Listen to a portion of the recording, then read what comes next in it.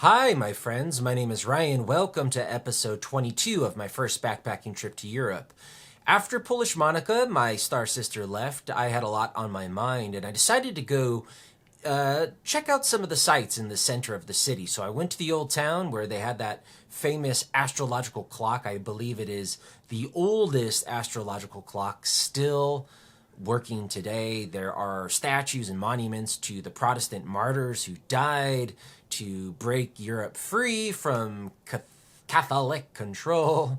There's a lot to see there, but probably the most interesting thing that I saw there, because there's like these hordes of tourists that are all there to take pictures of the clock that is so famous, because every hour when it rings on the hour, there's like this procession of little mechanical Jesus's disciples that kind of go through, and it's sort of I don't know, some symbolic meaning, for religious people. It's just really cool to see that. Although one thing that I did find out that was interesting is the 12 disciples in that clock procession are not the canonical 12 disciples. There's like a little discrepancy, which is very interesting.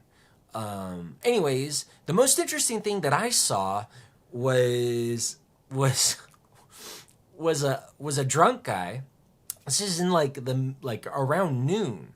I saw a drunk, like, just hordes of tourists around this clock, around this square. I mean, this is like the most crowded place in Prague. This drunk guy, like, right in front of everyone, just whipped out his apparatus and urinated. And the funniest thing is that no one saw other than me. Like, I couldn't believe that he was able to do that. Because that's the last place that you would think that you would pee in public and not get caught. And he did that. And except I saw him just because I happened to be sitting in a position where I could see the entire square and see him and then all of these people, because everyone's focus was on this clock and these little mechanical disciples of Christ going around. You know, it's all this medieval architecture. It's all really cool. You know, as their eyes are up there, he's doing his business down below, and I'm like, whoa. It was a lot more interesting to me than the clock, anyways. But that tells you something about me, right? So after that, I go to Charles Bridge. I heard that Charles Bridge is a very famous, really one of the oldest bridges that sort of connected two parts of Prague. And on it has all of these statues of saints. So it was, and there's street musicians, there's people just hanging out on the bridge, and you got a nice view of the river. It's a cool place. But I didn't stay there too long. I continued my way to Prague Castle, which I believe is one of the largest, if not the largest, ancient European castle. I believe it's from the 9th century. I mean, don't quote me, but it is very, very old, very large. There's various parts of it. And one of the first parts I went to was the cathedral. And so I went inside the cathedral at Prague Castle, and it's gorgeous. I love going into old European churches because it has this sort of like really nice sacred feeling. It's so large. There's a reason that they built these cathedrals and churches the way they did, because it's not just for functionality of holding people together or even acoustics, although that does play a part. A lot of it is the feeling you get. You almost get like a religious sacred feeling just from the way that it's designed and the materials, stained glass and the stone and the artwork, and the altar pieces and all of that. So anyways, I like going into that. And so I went in, and there were some chairs actually where you could sit down, and I sat right at the front, and I just sunk down in this chair, and I had my journal, and I wanted to write what I was thinking. Because if you watch the last episode where I met my star sister and like a lot of weird things happen, I didn't really know how to make sense of it. And so I started writing in my journal. Sometimes my thoughts have no shapes. I would describe, and I didn't finish the sentence because as I was trying to finish my sentence, trying to make sense of what had happened to me the previous night, these two girls, two very big girls, sit down next to me, and they just start playing, and they start making like paper airplanes or little origami shapes and throwing them around the chapel. You know, I'm in this sacred place trying to deal with my very inmost thoughts, trying to write down, trying to get in this like zone of meaning and fate. And these two girls, I mean, they're not girls, probably 18-ish, 19-ish, around that age, but tall girls, One was like 6 foot blonde and one was like 5'11" brunette. Both a little thick, and they're just playing in here. They're just playing in here, throwing paper, like littering. And I didn't know what to make of it. Anyways, somehow, I mean, I think the brunette kind of liked me. We made eye contact. They couldn't speak any English, but they were interested in me. I became interested in them. And we went together, me and the two of these girls, out to the garden. So there's a garden section of Prague Castle. And I come to find out the brunette's name is Monica, the same name as the Polish star sister that I was trying to think about. So as I was trying to form my thoughts about my star sister, who I had this crazy night with the night before, the person who interrupts me has the same name of the person I'm trying to form my thoughts about. So Monica. It's like weird, really weird. So we're in the garden and they know a couple English words like, hello, how are you? As almost everyone in the world knows. They're Czech. They're from the Czech Republic. So we're having like the most basic conversation. There's like basically no communication. So it eventually, I don't know if you would consider this evolve or devolve, but our rudimentary conversation devolves into a tickle fight. And so suddenly I find myself grappled by two girls who are larger than me, and they tickled the hell out of me, and I couldn't get away. It was hilarious. This is the funny thing, because like when I was in that old town square looking at this like ancient astronomical clock, which is like the highlight for a lot of people's attraction seeking in Prague, the most interesting thing I saw was this drunk guy taking a piss without anyone seeing him, other than me. And then, as I'm in the cathedral at Prague Castle, you got all of this impressive history, impressive architecture. And the most interesting thing to me was this tickle fight with these two Czech girls who treated this whole area as their playground. I mean, this is my favorite part of travel. It's not these checks that you need to check off of a list. It's the funny things that happen. And coincidentally, or synchronistically, one of these girls, this brunette, his name is Monica. Anyways, after that, we decide they're going to show me some real Czech food. So we go to a kind of a nice Czech restaurant. And I sit across from them, and we're eating. And, I had a really... I was kind of more interested in the brunette. She was pretty, Monica, the Polish girl.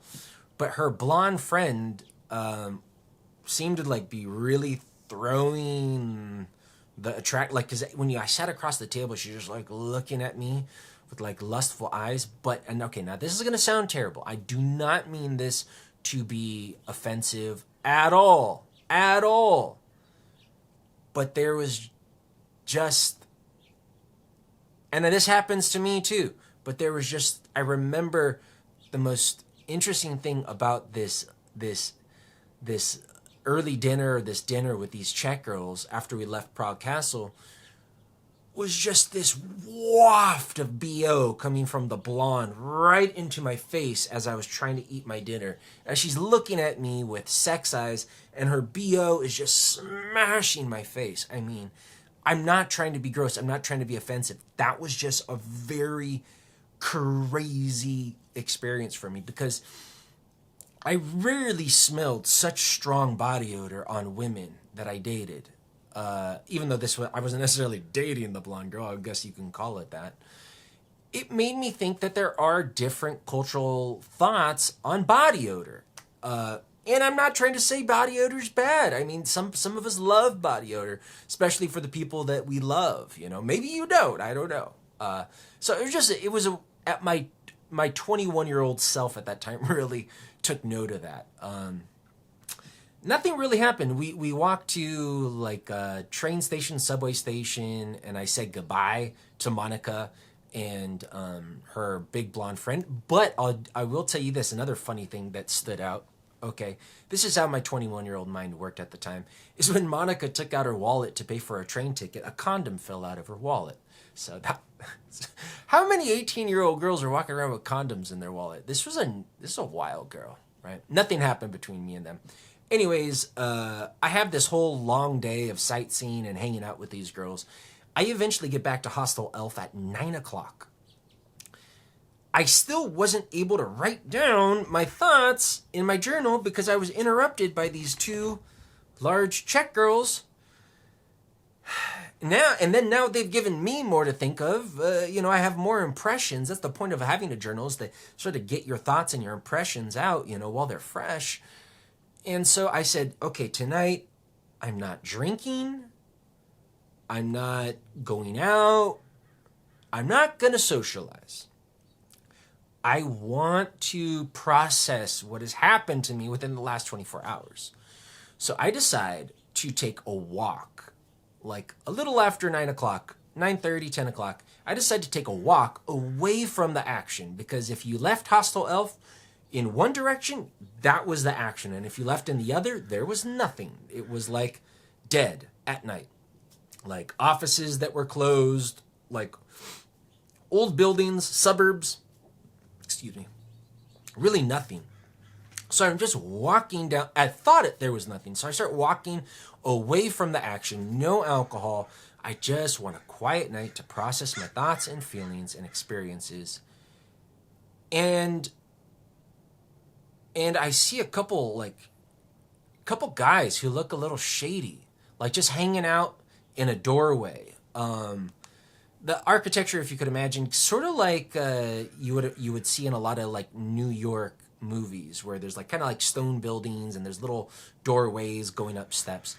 There's a couple guys just sort of hanging out on these steps in jackets, and it's dark, it's about 10 p.m. and they don't have friendly faces. I'm a little nervous, there's maybe not justifiably, but I had always heard that Eastern Europe was a little more dangerous than Western Europe, even though Prague is technically Central Europe. I think because it is a Slavic based country, it was once part of the Soviet Union, that it sort of gets equated with Eastern Europe. It's east of the Berlin Wall. So I always sort of was a little more wary, is what I'm trying to say, in Eastern Europe. Even though Eastern Europeans are awesome and crime happens everywhere. But these guys didn't look very friendly. There's no one else on this street. So I'm just kind of have my guard up a little bit past them. As I'm coming back, they make eye contact with me, and they say something in Czech. And I was like, huh? Hi. And we suddenly start talking, and they were cool. They were friendly. And when they found out I was American, so there's just these two local Czech guys who are from Prague, probably around my age, maybe a little older, I would say, mid-20s, early mid-20s. One of the guy tells me his name translates to George Green. So whatever that is in Czech, his English name was George Green. So George Green and his friend, they take me to a bar. They're so excited that they've met an American, even though they don't speak any English and I don't speak any Czech. So now I'm here with these two Czech guys, and they in like this like underground bar, drinking, playing pool. There's only Czech people. There's no tourists whatsoever. I'm the only non-Czech person in this bar. We're drinking. Then we go to another bar, and this girl behind the bar, this bartender, is like super hot. She's smoking a joint. Marijuana. I was like, you could smoke joints in bars? This is even better than Switzerland. I'm like, what's your name? This hot bartender. And she says, Monica. So now I've met my third Monica within 24 hours. Monica, my Polish star sister, who rocked my world, and then Monica, the Czech girl who had a condom fall out of her wallet, who beat me in a tickle fight, and now Monica, the bartender who's smoking a joint behind the bar. Anyways, I'm with these guys until 2:30 in the morning, drinking, playing pool, smoking, and we're laughing. I mean, I am having a blast. But unfortunately, the mixture of all of these drinks, and like I said, I wasn't planning on drinking that night. I had stuff to process. Now I'm getting more stuff to process. Anyways, it was an overload on my system, both, I don't know, mentally, but definitely physically. And I got sick. And so at 2:30, I just started puking. I just puked. Poor George Green he was trying to take care of me. But there was nothing he could do. I say, I gotta go. So I say goodbye to everyone in the bar. Unfortunately, because I was having such a blast, and I probably could have made better connections, and I might have even been able to stay in Prague and do all of these things. But once I started puking at 2:30, I'm high, I'm drunk, and my system's overloaded. And whenever I get into these situations, I have like this internal like safety function, which just takes over and just guides me towards my bed. This has happened all over the world. So I end up, not like this, but in similar situations. So I end up back at the hostel and sleep. Not for that long, but I sleep. And the next morning I go, because I had only booked 2 nights. I said, I'd like to book another night. And they say, sorry, we're full, because I was lucky to even get a spot in the first place. Like I said in the last episode, there were no more spots. So I was like, well, they're like, oh, you can go find another hostel, but all the other hostels were not really in this area. And I was like, I've just already had a kind of a crazy Prague experience. I've seen the old town, I've seen Charles Bridge, I've seen Prague Castle, I've met locals, I've had dinner with locals, I've partied with the locals, I've met my star sister. I've had a lot of things to think about in Prague. I think I'm gonna go. So I asked them where they would recommend, and they said there's this place called Český Krumlov, is I believe how they were calling it at that time, but it might be called Český Krumlov. I don't know how to pronounce it. They said there's this beautiful medieval smaller town. It's much more peaceful and quiet than Prague. Check it out. So that's where I bought a bus to. And so in the next episode, I'm going to talk about what happens there, because things got wet and wild. Okay, thank you for watching this episode. My name's Ryan. I will see you on the next episode.